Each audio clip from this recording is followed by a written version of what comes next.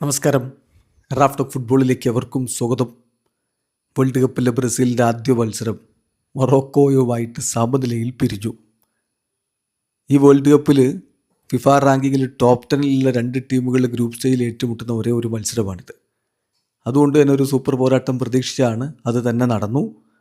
നല്ല കിടിലൻ പ്രകടനം മൊറോക്കോ അങ്ങ് പുറത്തെടുത്തപ്പോൾ ബ്രസീലിന് കാര്യങ്ങൾ അത്ര എളുപ്പമായില്ല. പ്രത്യേകിച്ച് ബ്രസീലിൻ്റെ ആദ്യ പകുതി പരിതാപകരമായിരുന്നു. കളിയുടെ തുടക്കത്തിലെ മിനിറ്റുകളൊക്കെ വളരെ ഡിസോർഗനൈസ്ഡ് ആയിട്ടുള്ളൊരു ബ്രസീലിനെയാണ് കണ്ടത്. പിന്നെ ഒന്ന് ഓർഗനൈസ് ചെയ്ത് വന്നപ്പോഴേക്കും എതിരാളികൾ ഗോളടിച്ചിരുന്നു.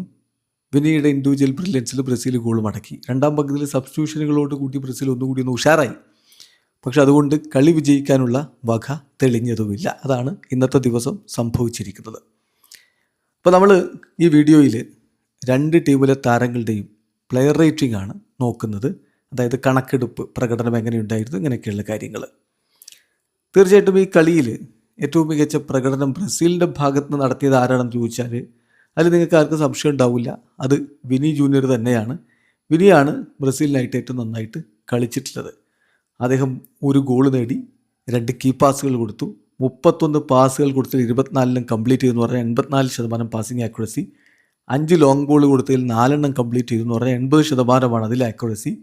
2 തവണ എതിരാളികളാൽ അദ്ദേഹം ഫൗൾ ചെയ്യപ്പെട്ടു. അദ്ദേഹത്തിന് sofascore.com കൊടുത്തിട്ടുള്ള റേറ്റിംഗ് 8 അതേസമയം മറുഭാഗത്ത് അഷ്റഫ് ഹക്കീമി വളരെ ഡിസിസീവായിട്ടുള്ള പെർഫോമൻസ് അദ്ദേഹത്തിൻ്റെ ടീമിന് വേണ്ടി വലതു പാർശ്വത്തിൽ കാഴ്ചവെക്കുകയുണ്ടായി. 3 കീ പാസുകൾ അദ്ദേഹം കൊടുത്തു. 48 പാസുകളിൽ 45 അദ്ദേഹം കംപ്ലീറ്റ് ചെയ്യുമെന്ന് പറഞ്ഞാൽ 94% പാസിംഗ് ആക്യുറസിയാണ്. 19 ഗ്രൗണ്ട് ഡ്യുവൽസിൽ 10 അദ്ദേഹം വിൻ ചെയ്തു. കളിയിൽ അദ്ദേഹം ആ കാര്യത്തിൽ ഒന്നാമതാണ്.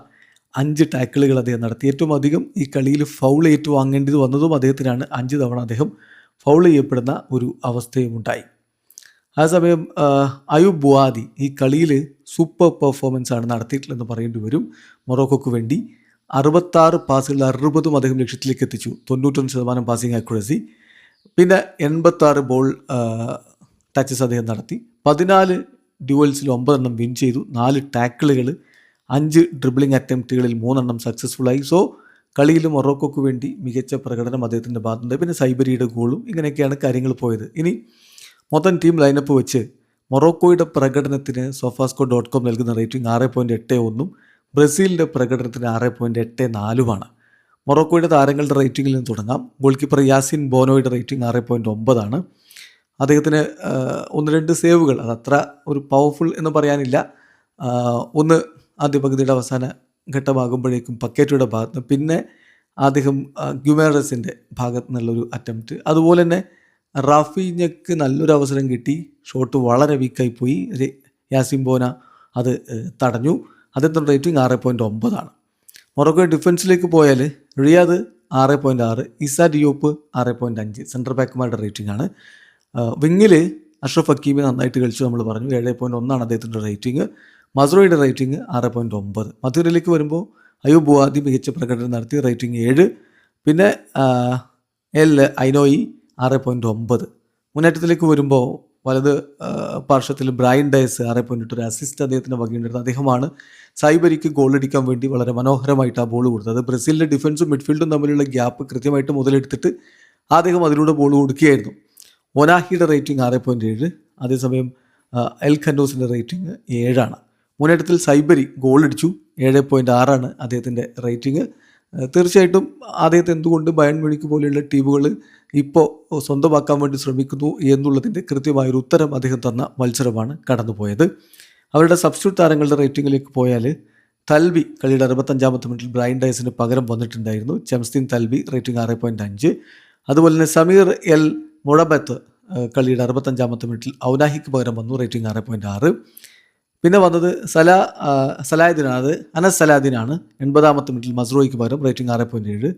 അയൂബ് അമൈനി വന്നിട്ടുണ്ടായിരുന്നു, റേറ്റിംഗ് 6.7. അതുപോലെ സോഫിയാൻ റഹീമി 65 മിനിറ്റിൽ, അത് 89 മിനിറ്റ് അവസാന നിമിഷം വന്നത്, സൈബരിക്ക് പകരം വന്നത്, റേറ്റിംഗ് 6.5. ബ്രസീൽ താരങ്ങളുടെ കാര്യത്തിലേക്ക് വന്നാൽ അലിസൺ ബെക്കർ അവസാനം 1-2 സേവുകൾ നടത്തി. അലിസൻ്റെ റേറ്റിംഗ് 6.9. ബ്രസീലിൻ്റെ ഡിഫൻസിൽ റോജർ ഇബാനസ് അത്ര മികച്ചൊരു പ്രകടനമല്ല. അദ്ദേഹത്തിന് യെല്ലോ കാർഡ് കിട്ടുകയും ചെയ്തു. അദ്ദേഹത്തെ ഇടവേള സമയത്ത് സബ്സ്റ്റിറ്റ്യൂട്ട് ചെയ്തു, rating 6.1. Marquinhos 7.3, Gabriel Magalhães 7.1, Douglas Santos 7.2. മധുരയിലേക്ക് വരുമ്പോൾ കാസിമിറോയുടെ ഭാഗത്ത് നിന്ന് അത്ര മികച്ച ഒരു പ്രകടനമല്ല വന്നത്. യെല്ലോ കാർഡ് കിട്ടിയതുകൊണ്ട് തന്നെ രണ്ടാം പകുതിയുടെ തുടക്കത്തിൽ തന്നെ കോച്ച് അദ്ദേഹത്തെ മാറ്റുകയും ചെയ്തു. റേറ്റിംഗ് 6.7. ബ്രൂണോ ഗുമാരസിൻ്റെ വകയായിരുന്നു നമ്മുടെ വിനിയുടെ ഗോളിൻ്റെ അസിസ്റ്റ്. അത് പക്ഷേ വിനി തന്നെ ഉണ്ടാക്കിയെടുത്തതാണ്.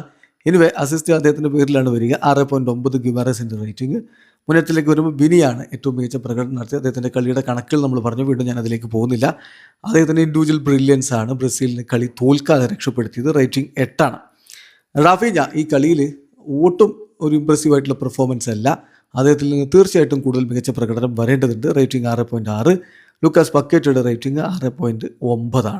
ഇഗോർ തിയാഗോ, അദ്ദേഹത്തിന് ആകെ ഒരു അവസരമാണ് യഥാർത്ഥത്തിൽ ലഭിച്ചത്. അത് അദ്ദേഹത്തിന് കണക്ട് ചെയ്യാനും പറ്റിയില്ല. വലിയ വിമർശനങ്ങൾ ആ ഒറ്റ കാരണത്തിൻ്റെ പേരിൽ അദ്ദേഹത്തിന് മേൽ ചൊരിയുന്നതിൽ അർത്ഥമില്ല. പക്ഷേ അങ്ങനെ പലരും ഇപ്പോൾ ചൊരിയുന്നുണ്ട്. അദ്ദേഹത്തെ സ്കേപ്പ് ഗോട്ടാക്കാനുള്ള ശ്രമം നടക്കുന്നു. എന്തായാലും റേറ്റിംഗ് 6.2. സബ്സ്റ്റിറ്റ്യൂട്ട് റോളിൽ വന്ന ബ്രസീലിയൻ താരങ്ങൾ രണ്ടാം പകുതിയുടെ തുടക്കത്തിൽ തന്നെ റോജർ ഇബാനസ് വരികയുണ്ടായി. റോജർ ഇബാനസിനെ പിൻവലിച്ച് ഡാനിലോ വരികയുണ്ടായി.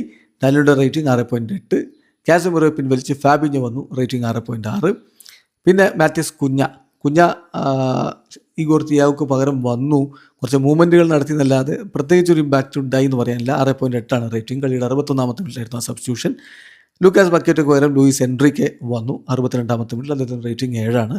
ഡാനിലോ സാൻഡോസ് ബ്രൂണോ ഗുയിമറസിന് പകരം വന്നിരുന്നു. റേറ്റിംഗ് 6.4. ഏതായാലും ബ്രസീലിനെ സംബന്ധിച്ചിടത്തോളം ഇത് പോരാ എന്നുള്ളതാണ് പൊതുവെയുള്ള വിലയിരുത്തൽ. പക്ഷേ എതിരാളികൾ അത്ര മോശക്കാരായിരുന്നില്ല എന്ന കാര്യം കൂടി നമ്മൾ പരിഗണിക്കേണ്ടതുണ്ട്. ഇപ്പോൾ വേൾഡ് കപ്പിൻ്റെ ഓപ്പണിംഗ് മത്സരങ്ങൾ നമ്മൾ എടുത്തു നോക്കുകയാണെങ്കിൽ ബ്രസീൽ 21ാം തവണയാണ് ഇപ്പോൾ അൺബീറ്റണായിട്ട് മുന്നോട്ട് പോയിക്കൊണ്ടിരിക്കുന്നത്. അതായത് 1934 മുതലുള്ള ബ്രസീലിൻ്റെ വേൾഡ് കപ്പ് ഓപ്പണിംഗ് നോക്കുക, 21 ഗെയിമുകളായി ബ്രസീൽ പരാജയം അറിഞ്ഞിട്ടില്ല. ഇപ്പോൾ ഇത് സമനിലയാണ്. ഇതിനു മുമ്പൊരു സമനില നമ്മൾ കണ്ടത് 2018 വേൾഡ് കപ്പിൽ സ്വിറ്റ്സർലൻഡുമായിട്ട് 1-1 സമനിലയാണ്. കഴിഞ്ഞ വേൾഡ് കപ്പിൽ സെർബിയക്ക് 2-0 വിജയത്തോടു കൂടി തുടങ്ങിയതാണ്. ഏതായാലും ഇത് ഒരു മികച്ച ടീമിനോടുള്ള സമനിലയാണ്. നിരാശയുണ്ടോ എന്ന് ചോദിച്ചാൽ ആരാധകർക്ക് നിരാശ സ്വാഭാവികമായിട്ടും കാണും. പക്ഷേ വലിയൊരു നിരാശയ്ക്ക് അർത്ഥമില്ല. ടീം ഒന്നുകൂടി ഓർഗനൈസ്ഡ് ആവേണ്ടതുണ്ട്. വീഡിയോ അവസാനിക്കുന്നു. ഫുട്ബോൾ ലോകത്തെ കൂടുതൽ വിശേഷങ്ങളുമായി റാഫ് ടോക്സിൽ എത്താം.